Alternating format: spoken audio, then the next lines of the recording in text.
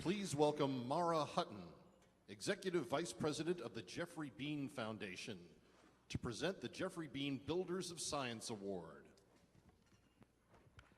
One thing is certain about Research America's Geoffrey Beene Builder of Science honoree. He thinks big. The operative word here is think, which makes Nobel laureate Dr. Leland Hartwell uniquely different from most people in our country. And that is why we are celebrating our honoree and the other exceptional scientists this evening. Scientists think about big questions, and our Builder of Science was thinking about a very big question from 1968 through 1997 when he led a research team at the Department of Genetics, University of Washington, using cell biology and yeast cells. No, folks, he wasn't baking bread, but it was the same single-cell fungus which makes bread dough rise. Well, at the time, most scientists thought yeast was not a good model for understanding the complexity of human cells. But Dr. Hartwell persisted. I got to observe firsthand what it means to persist, because I enjoyed my discussion with Dr. Hartwell as we discovered that we both love to cook and bake. So, Teresa, you're real lucky.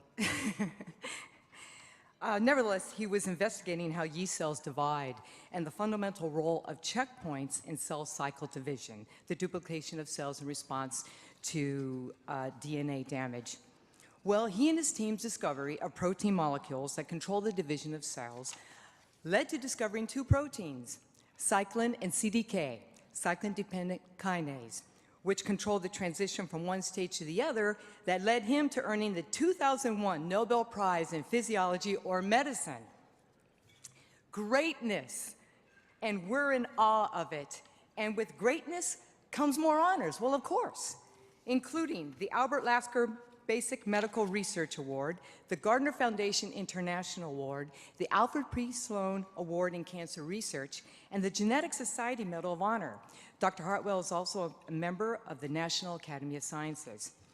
Once more, Dr. Lee Hartwell, as a Builder of Science from 1997 to 2010, was President Director of the Fred Hutchinson Cancer Research Center. And during his leadership, the center completed its expansion and consolidation to the South Lake Union campus and formed the Seattle Cancer Care Alliance in partnership with the University of Washington and Seattle Children's Hospital. Then Dr. Hartwell joined the faculty in 2010 at Arizona State University, where he has several appointments in different schools, is director of the Pathfinder Center's Biodesign and Chair Institute in Virginia P. Piper Chair of Personalized Medicine. He also leads the Honeybee program, overseeing a series of clinical trials using wearable devices to monitor physiological parameters in clinical patients for a variety of diseases. And there's more. Typical of builders of science, they're like architects. They keep wanting to add one more room, one more room. He's involved in national and international projects to increase the number of laboratories working in protein diagnostics, to develop more team science, to improve the availability of informatics for data sharing, to provide standardized reagents and stimulate new technology development. Now, has his schedule made you feel a little tired yet? Builders of science are inexhaustible.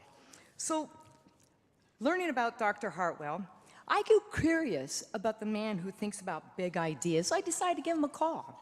And quite frankly, when I picked up the phone, I felt like I was calling for an audience with the Pope. I mean, after all, he's got the big ring, the Nobel Prize, and who am I?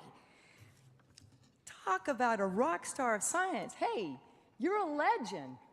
Yeah, you're going to discover it when you hear their applause when you come out. He's amazing. He's amazing. My conversation with him exemplifies the saying, it's not where you start, but where you finish. So I asked him how and when he got started in science, and without missing a beat, he jumped right into it.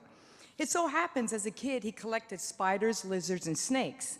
Kind of a scary thought, but anyway, because he had a fascination with biology, and naturally, he put them in bottles of formaldehyde, which, by the way, he was quick to add, to mention his mother hated, but in his words, he said she put up with it. So if any of you moms can relate to this, well, stay in the game because you might be raising a Nobel Prize winner. More important, he also revealed to me he wasn't a very good student. Hey, Mom, sound familiar?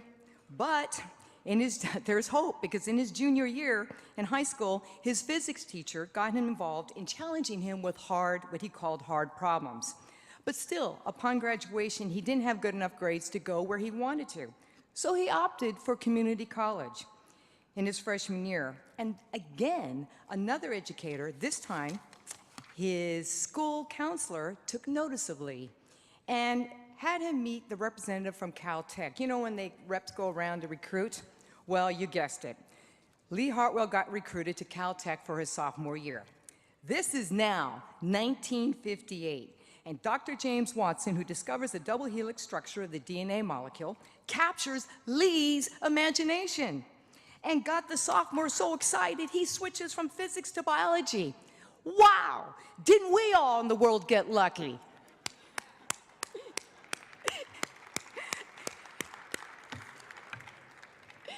If you're on my team, I'd go Hartwell.